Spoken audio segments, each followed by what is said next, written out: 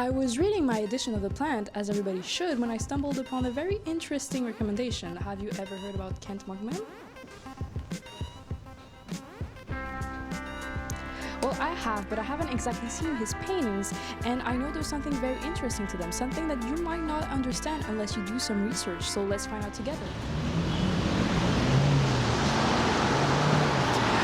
Without context, a lot of more modern time artwork can be seemingly incomprehensible, absurd, or abstract in their message. And while it doesn't really take away from Monkman's incredible painting technique, and the fact that we can still kind of guess what he's talking about, it's always insightful to know what you're looking at and why you're looking at it.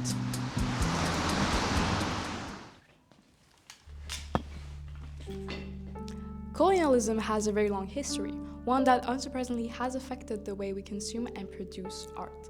And it goes even beyond the simple aestheticization of local art as exotic or the British museums and famous hoarding of cultural goods.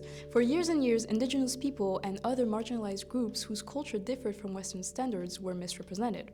Of course, Native Americans did not escape that. One of the more relevant pieces of history when it comes to understanding Monkman's painting is Edward S. Curtis's work, The North American Indian Project.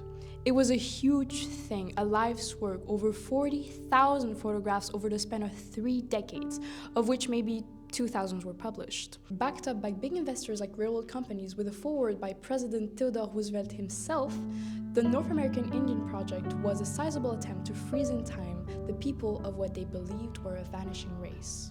But it was done so in a way that prioritized the Western world's fantasy of what indigenous people were like instead of truly considering what their reality was like. Curtis's photography was closer to pictorialism rather than documentary photography, which is a problem because his pictures were used in a scientific context. Depending on the sources, at best he would ask his subjects to wear their best traditional attire, something they thought worth documenting. At worst, he would carry around props, switching out and editing his pictures to remove anything he found too modern or not indigenous enough. Overall, the problem lies here. When you look at pictures like the Canyon de Chelly, you see the wilderness, you see the open space, you see the freedom. What you don't see are a nation trapped in reserves. What you don't see is the cultural genocide. What you don't see is the bigger picture. And Edward Curtis' project is only one story among dozens of others trying to erase Native American history.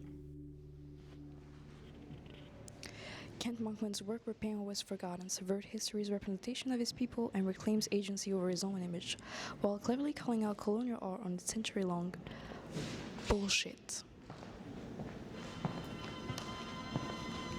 History's Painted by the Victors is a stunning exposition, one that touches upon many subjects, not what I just talked about, and something you should definitely check out before it's gone.